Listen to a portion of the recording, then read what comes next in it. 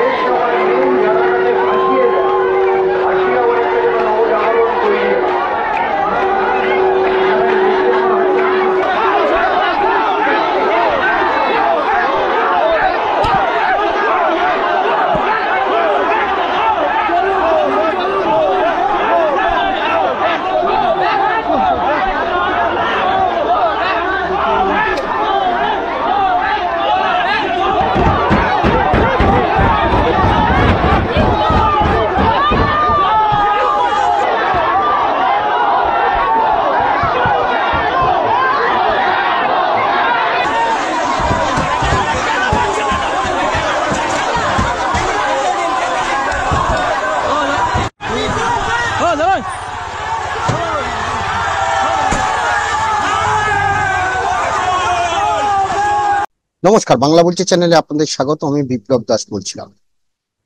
9 August অভয়ার যে পৈশাচিক মৃত্যু হয়েছে, সে তারপর থেকে বিশেষ করে 14ই আগস্ট মধ্যরাত থেকে মহিলাদের যে রাত দখলের যে অভিযান,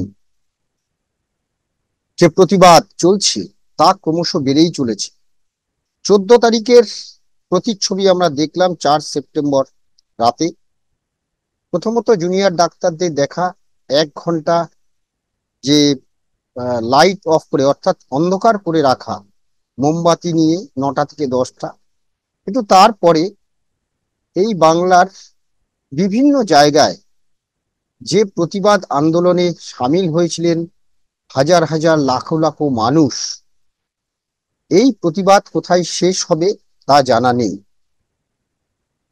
কিন্তু এই কলকাতার বুকেই এই তিলোত্তমার যে মৃত্যু, সে মৃত্যুর প্রতিবাদ, তার বিচার চেয়ে যে প্রতিবাদ সংগঠিত হলো, এবং সেই প্রতিবাদে আমরা যেটা দেখলাম, একদম যদি কোচবিহারে দেখি রাতের ঘটনা, সেখানে দেখলাম যে শাসক দলের কিছু লোকজন যারা প্রতিবাদ জানাচ্ছিলেন তাদেরকে মারধর করলেন, এবং কিছু শিল্পী যারা গান কবিতা আবৃত্তিতে প্রতিবাদ জানাচ্ছিলেন তাদের মারধর করে রাস্তায় যে স্লোগান লেখা হয়েছিল সে স্লোগান মুছে দেওয়া হলো। তারপরে পরপর যে ঘটনা আমরা দেখলাম, অভিনেত্রী ঋতুপর্ণা সেনগুপ্ত তিনি গেছিলেন এই রাত দখলের যে প্রতিবাদ, সেই প্রতিবাদ শ্যামবাজারে, সেখানে সেই মিছিলে যোগ দিয়েছিলেন। বিচারের জন্য তিনি সেখানে গেছেন, কিন্তু সেখানে গিয়ে তিনি বিক্ষোভের মুখে পড়েছেন। যারা প্রতিবাদ জানাচ্ছিলেন সে প্রতিবাদীদের বিক্ষোভের মুখে পড়েছেন। ঋতুপর্ণা সেনগুপ্তর এক সহযোগী, তিনি ফেসবুকে যদিও লিখেছেন, সমাজ বদলের আগে নিজেকে বদলান, মনে দেশ পুষে রেখে দেশ বদল হয় না। এটা ঠিক, হয়তো আপনি যেটা বলেছেন, নিশ্চয়ই ঋতুপর্ণা সেনগুপ্ত আমাদের এই বাংলার এক উজ্জ্বল নক্ষত্র, যার অভিনয় বাঙালির হৃদয়ে আজও স্থান রয়েছে। সেই ঋতুপর্ণা সেনগুপ্তকে যে তিনি প্রতিবাদ জানাতে এসছেন, সেই প্রতিবাদে তিনি সামিল হয়েছেন, কিন্তু তাকে ঘিরে যে গো ব্ল্যাক স্লোগান, তা নিয়ে নানা বিতর্ক আছে। কারণ যদি আমরা দেখি যে ঋতুপর্ণা সেনগুপ্ত কিন্তু এখনো পর্যন্ত সেরকম ভাবে কোনো রাজনৈতিক ব্যক্তিত্ব নন, কিন্তু হ্যাঁ, তিনি তার অপরাধ হয়তো আমরা জানি না তাকে কেন গো ব্যাক স্লোগান শুনতে হচ্ছে। তো এর পিছনে অনেক কারণ হয়তো আছে, কিন্তু তার মধ্যে অন্যতম কারণ যে তিনি একটি শঙ্খ বাজানোর ঘটনাকে কেন্দ্র করে সোশ্যাল মিডিয়ায় যথেষ্ট ট্রোলিং এর শিকার হয়েছিলেন। হয়তো সেই ঘটনার কারণেই তাকে গো ব্যাক স্লোগান শুনতে হয়েছে। অন্যদিকে শহরের আরেক প্রান্তে যদি দক্ষিণে আসি, তা শ্যামবাজার থেকে যদি আমরা একদম চলে আসি যাদবপুর, কলকাতার দক্ষিণে, সেখানে যাদবপুরের প্রাক্তন সাংসদ এবং অভিনেত্রী মিমি চক্রবর্তী, তিনি 8B বাস স্ট্যান্ডের সামনে যে প্রতিবাদ সভা চলছিল সেখানে আসেন। তাকে ঘিরে কিন্তু মানুষজন বিক্ষোভ দেখিয়েছেন। অর্থাৎ এখানে সরাসরি যে মিমি চক্রবর্তী একজন রাজনৈতিক ব্যক্তিত্ব, তিনি এখন হয়তো সরাসরি রাজনীতিতে নেই এ কথা বলা যায় না, কারণ তিনি বলেননি যে আমি রাজনীতি ছেড়ে দিচ্ছি, তিনি হয়তো সাংসদ পদে নেই। অর্থাৎ মানুষ রাজনীতিবিদদের চাইছেন না। এবং তারপরে যদি দেখি, এই যাদবপুরে আরো একটি ঘটনা মধ্যরাত্রির পরে প্রায় 2টো নাগাদ আমরা দেখেছি যে সেখানে একজন মত্ত অবস্থায় এক মহিলাকে শ্লীলতাহানি করেছেন বলে অভিযোগ, এবং পুলিশ তাকে সরিয়ে নিয়ে গেলে পুলিশের সঙ্গে বচসা হয়, এবং তাই নিয়ে প্রায় রাত ভোর যাদবপুর থানায় আন্দোলন হয়েছে।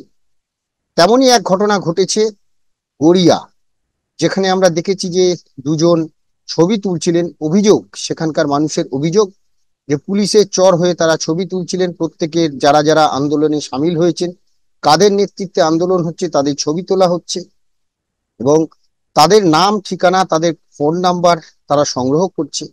তাই তারা ক্ষেপে গিয়ে সেই দুই ব্যক্তিকে মারধর করে এবং পুলিশ তাদের উদ্ধার করে, কিন্তু পরে পুলিশকেও বিক্ষোভের মুখে পড়তে হয়। এখন এই যে 4-5টি ঘটনা, বিশেষ করে 4টি ঘটনা এই কলকাতাতেই দেখতে পেলাম এবং একটি জেলায়, এছাড়া আরো অনেক ঘটনা হয়তো থাকতে পারে, আমরা জানি না, কিন্তু যেগুলো 4 সেপ্টেম্বর টেলিভিশনের পর্দায় এই ঘটনাগুলো দেখা গেল, টেলিভিশনের পর্দায় সারা রাত ধরে এই ঘটনাগুলো আমরা দেখলাম।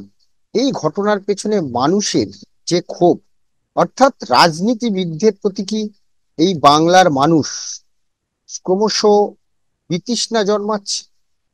একদিকে আকণ্ঠ দুর্নীতিতে ডুবে রয়েছে শাসক দল, তাদের নেতারা, অন্যদিকে দুর্বৃত্ততে ভরে গেছে শাসক দল এবং বিরোধী দল, দলেরই।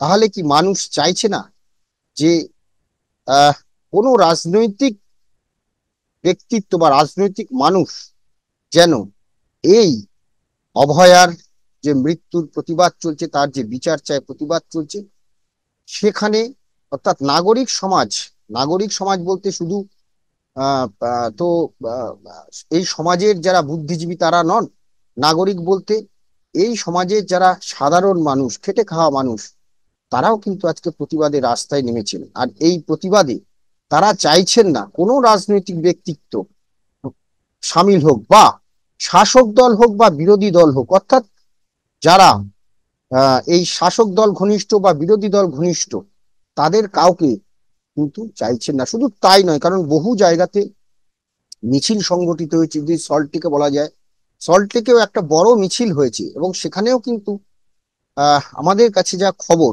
সল্টলেকে বহু রাজনৈতিক ব্যক্তিত্ব থাকেন, রাজ্যসভার সাংসদ আছেন বেশ কয়েকজন, তারা সেখানে থাকেন, এবং আরো বেশ কয়েকজন নেতা মন্ত্রী সেখানে থাকেন। অনেকেই ইচ্ছা প্রকাশ করেছিলেন সেই মিছিলে যোগদান করার, অর্থাৎ নাগরিক হিসেবে। কিন্তু জানা গেছে যে তাদেরকে বারণ করা হয়েছে, যে রাজনৈতিক ব্যক্তিত্ব যেন এই মিছিলগুলোতে সামিল না হন, তাদেরকে বারণ করা হয়েছে। অর্থাৎ বুঝুন মানুষ রাজনৈতিক ব্যক্তিত্বদের ক্রমশ এই বাংলায় কি চোখে দেখছে, তাহলে এই বাংলায় আগামী দিনে যদি সমাজ পরিবর্তনের যে ডাক দেয়া হচ্ছে, সেই সমাজ পরিবর্তনে নেতৃত্ব দেবেন কারা? আরেকটি বিষয় যেটি খুব গুরুত্বপূর্ণ, সারা রাত ধরে যা মানে এই বাংলায় বহু জায়গায়, দুর্গাপুর আমরা দেখেছি, বনগাঁ দেখেছি, ক্যানিং দেখেছি, মানে প্রত্যন্ত গ্রামাঞ্চলেও এই যে আন্দোলনটা ছড়িয়ে পড়েছে, সেই আন্দোলনে মুখ হিসেবে যাদের দেখা যাচ্ছে তারা হচ্ছে এ প্রজন্মের যারা তরুণ তরুণী, যারা রাজনীতির প্রতি বিমুখ, যাদের হাতে মুঠো ফোন, যারা এ বিশ্ব তাদের হাতের মুঠোয় তারা জানে, তারা কিন্তু এই মিছিলে সামিল হচ্ছে। আর তারা কিন্তু রাজনীতির প্রতি তাদের ভীষণ বিতৃষ্ণা, এ প্রজন্মের ছেলে মেয়েদের আমরা দেখেছি। সেই জায়গা থেকে তাহলে সমাজ বদলের যে ডাক দেওয়া হচ্ছে, তাহলে কি এই রাজনৈতিক ব্যক্তিত্বদের প্রতি মানুষের বিতৃষ্ণা জন্মাচ্ছে? মানুষ চায় না আর কোনো রাজনৈতিক ব্যক্তিত্ব? তাহলে কি বাংলাদেশ পথ দেখাচ্ছে কোথাও?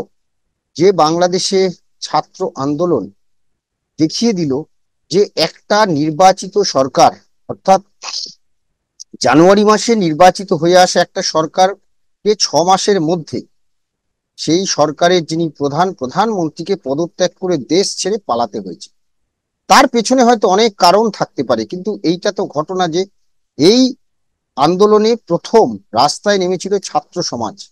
আর আজকে আমরা কিন্তু এই ছাত্র সমাজকেই দেখতে পাচ্ছি যে ছাত্রছাত্রী বেশিরভাগ, যারা রাতের পর রাত রাস্তায় বসে রয়েছে, সারা রাত ধরে পথনাটিকা করছে। আমরা যেটা দেখলাম হাজরা মোড়ে পথনাটিকা চলছে কাল সারা রাত ধরে প্রায়। এবং বয়স্ক মানুষ, হার্টের পেশেন্ট, তিনি বসে আছেন, তিনি বলছেন হ্যাঁ যতক্ষণ পারবো বসে থাকবো, 4টে পর্যন্ত তো থাকবোই। তখন রাত প্রায় 2:30-3টে বাজে।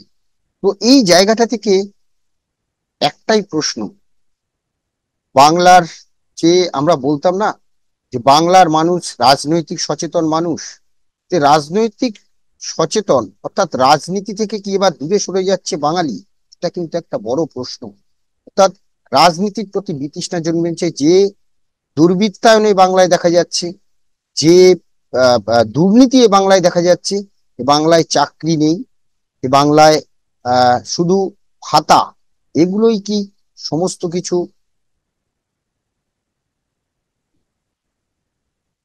চাকরি নেই বাংলায়, শুধু ভাতা দিয়েই কি চলবে? এই প্রশ্ন কিন্তু ছিল সাধারণ মানুষের। কিন্তু এখন দেখা যাচ্ছে ধীরে ধীরে যে মহিলারা আহ গত যে সম্প্রতি লোকসভা নির্বাচন, সেই লোকসভা নির্বাচনে অর্থাৎ এপ্রিল মে মাসে যারা ভোট দিলেন, সরকারের প্রতি পূর্ণ সমর্থন জানালেন, তারা এখন রাস্তায় কেন? তাহলে কি তারাও আর চাইছেন না? সমাজ বদলের ডাক যারা দিচ্ছেন তারা চাইছেন না, তাহলে আর রাজনৈতিক ব্যক্তিত্ব? এটা কিন্তু একটা বড় প্রশ্ন। এখন দেখার যে এই আন্দোলন সত্যি সত্যি, যেটা আমরা দেখেছিলাম 2006 সালে সিঙ্গুর, তার পরের বছরে নন্দীগ্রাম, সিঙ্গুর নন্দীগ্রামের যে আন্দোলন, সেই আন্দোলন নাগরিক সমাজের আন্দোলন, সেটা হাইজ্যাক করে রাজনৈতিক আন্দোলন হয়ে গেছিল। এখন এই অভয়ের মৃত্যুর পরে যে আন্দোলন চলছে, যে প্রতিবাদ চলছে, সেই প্রতিবাদ, সেই আন্দোলন হাইজ্যাক হয়ে যাবে না তো? রাজনৈতিকরণ হয়ে যাবে না তো? কিন্তু যা আহ, অবস্থা বা যা চিত্র আমরা দেখছি, যে রাজনীতির মানুষদের দেখলেই মানুষ যেন কোথাও একটা রেড়ে করে উঠছে, এটা কিন্তু একটা খুব আহ বিপদ সংকেত রাজনীতিবিদদের পক্ষে। এখন দেখার এর ভবিষ্যৎ কি। আপাতত আমাদের আলোচনা এখানেই শেষ। ভালো লাগলে অবশ্যই লাইক করবেন, আপনাদের মতামত জানাবেন। ভালো থাকবেন, নমস্কার।